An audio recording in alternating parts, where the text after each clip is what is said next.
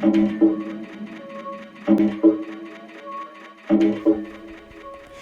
есімім Шолпан, журналистпін.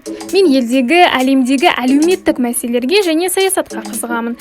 Мен қоғам шынайы ақпаратпен қамтылғанын қалаймын. Желідегі мыңдаған ақпарат ішінен дұрыс дүниені сұрыптай алатын кез келді, және мен осыған өз үлесімді қосқым келеді.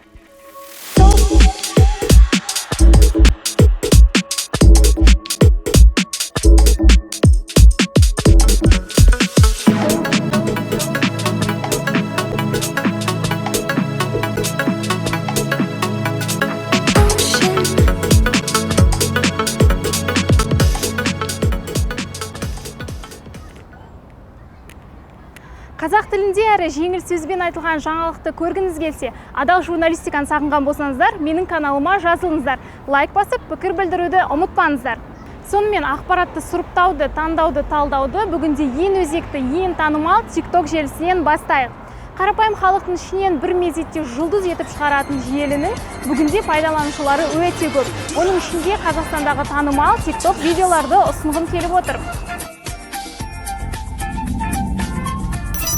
Қазақ тілді әуенге орыс қыздарының сылып отырғаны қызық екен, бірақ бұл тілді шетелде ғана емес, елдің ішінде де насихаттауды қамтып отырған тренд.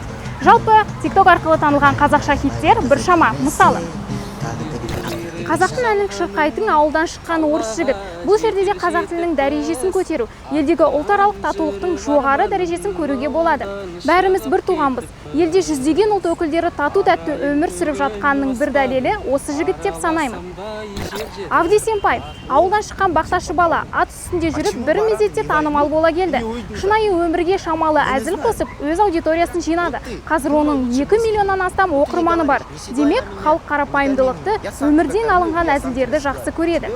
Домбырашы Әділхан, қазақтың ұлттық аспабын дәріптеп жүрген жастардың бірнешеуі бар екен. Өз өнері арқылы халықты дәстүрлі күйлерімен сүйсіндіріп жүргендеріне үлкендер қауымы да біз де ризамыз. Мысалға, қарағандылық Әділхан шетел азаматтарымен видео байланысқа шығып, Адай, Құрманғазы күйлерін ойнап таңғалдырып жүр. Міне, ұлттық аспапты дәріптеудің ең озат жолдарының бірі осы. Қазақстан табиғатын сипаттайтын видео қатар. Елде туризмді дамытуға үлкен әсер беретін бейнелер. TikTok тек бір елмен шектелмейді. Бұл видеолар барлық әлемге тарап, шалғайдан аудитория жинайды. Алматының тауларын, Шарын каньонын, Каспий жағалауын, Қатон-Қарағай, Бурабай, Жасыбай сияқты әсем жерлерімізді барша әлем тамсанып көріп жатқаны, меніңше туризмді дамытуға үлкен септігін тигізіп жатқан заманауи жол.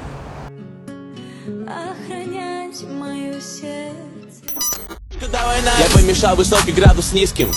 Я лью мохито. Бірақ TikTok тек ән мен биден тұрмайды. Мұнда баланың психологиясына жағымсыз әсер ететін видеолар да жетеді. Бұл видеоны бала психологиялық тұрғыда қалай қабылдағанын ешкім түсінбейді. Ата-ана актуалды дүние қызықса қарай берсін деген оймен жүре береді. Ал бала қандай ой түйгені белгісіз күйде қалады. Кейбір жасөспірімдердің жазбаларын оқысан сан түрлі ой келеді. Тіпті Қазан қаласында аты шығарған жігітті ұнатып, оған қызығушылық танытқан қыздар көп екен. Ойлаңыздар, 9 бірдей адамды өлтірген қылмыскерді қолдайтындар бар. Олар тіпті фан-клуб ашып үлгерген. Яғни қыздар оның жасаған ісіне емес, түр-сипатына қызығып отыр. Демек, қазіргі жастар болған жайттың тек сыртқы жағын ескеріп, түпкі мағынасын түсінбейді.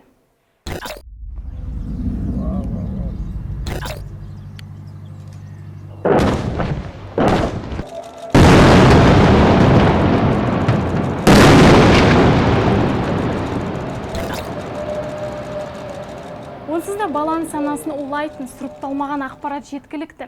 Жастар мен жасөспірімдердің дүние танымына ғана емес, жалпы адамның азаматтық позициясына әсер ететін контент бұл жерде басым. Мысалы, жақында орын алған Палестина мен Израиль арасындағы қақтығыс туралы түсірілген видеодан нені көреміз? Әскери қызметтегі израильдік сұлу қыз елді тартымды етіп көрсету үшін пайдаланылған. Бұл жерде мемлекеттік саясаттың бары анық. Бұл видеолар ұлтаралық қақтығысты ушықтырмаса да белгілі бір пайда үшін түсірілгені көрініп тұр. Онсыз да түрлі дінді ұстанғандар арасында қақтығыс болса, халық түбегейлі наразылыққа дайын екені анық.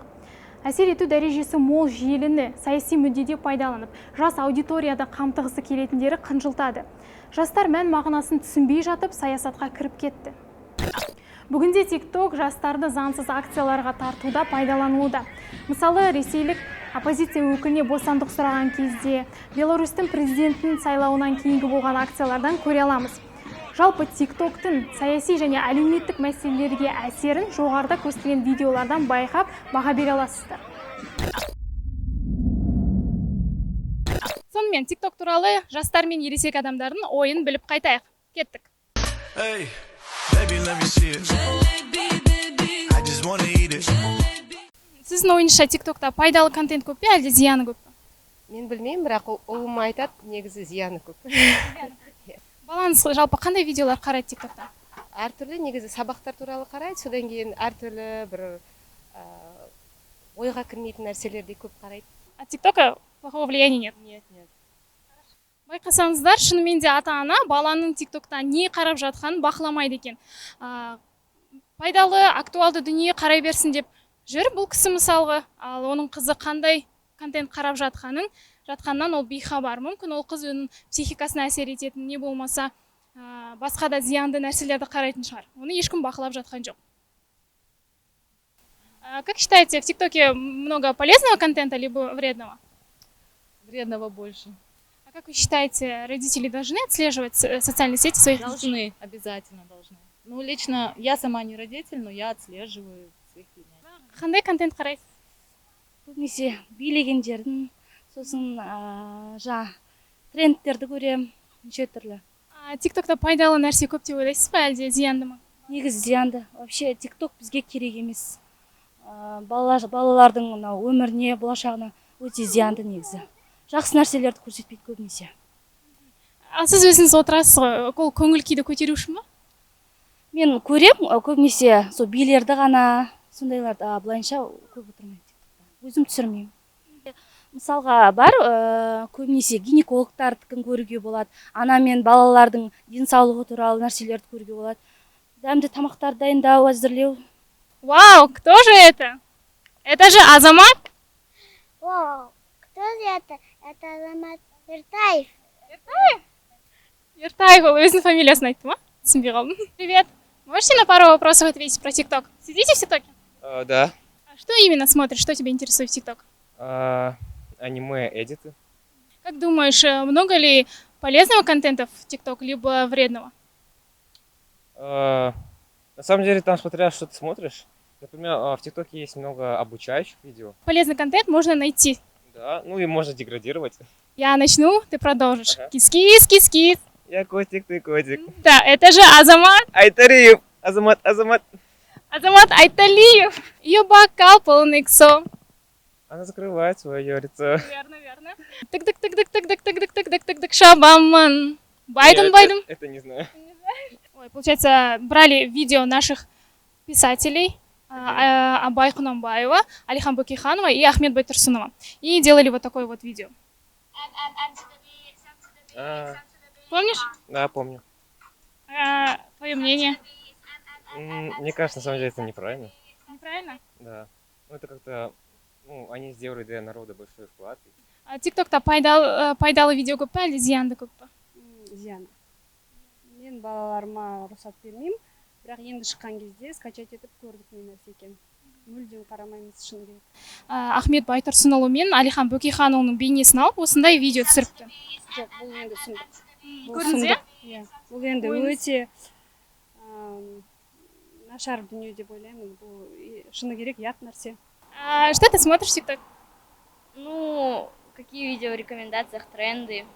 В рекомендациях обычно у тебя что выходит? Полезный контент, либо вредный? Ну, когда как. Часто попадаются тиктокеры. Какие тикток-хаусы ты знаешь? Bip House, Dream Team House, Hype House. А ты сама снимаешь тикток? Да, снимаю. Что снимаешь? Тренды, танцы, такое, разговорное видео. Да, это же Азамат. Айталиев. Кис-кис, кис-кис. Я котик, ты котик. Тык-тык-тык-тык-тык-тык-тык-тык-тык шабаман. Да, знаю. Байден, Байден. Кызыналаман. А кто такой Байден? Богатый человек. Правильно. Богатый человек. Я думаю, она скажет, это президент США. Міне, үлкендер жағы TikTok'та зиянды контент басым және ол уақытты зая кетіреді деген сенімде. Ал жастар болса, бұл жерден пайдалы дүниені табуға болады деп ой білдірді. Жалпы жақын арада елімізде пайдалы контент басым болып, саяси, әлеуметтік, экономикалық ахуал аз қамтылады деген үміттеміз. Сіздермен болған Шолпан Сағадат, менің жаңа каналыма жазылып, лайк басып, пікірлеріңізді қалдыруды ұмытпаңыздар. Көріскенше. Hey, baby, let me see it.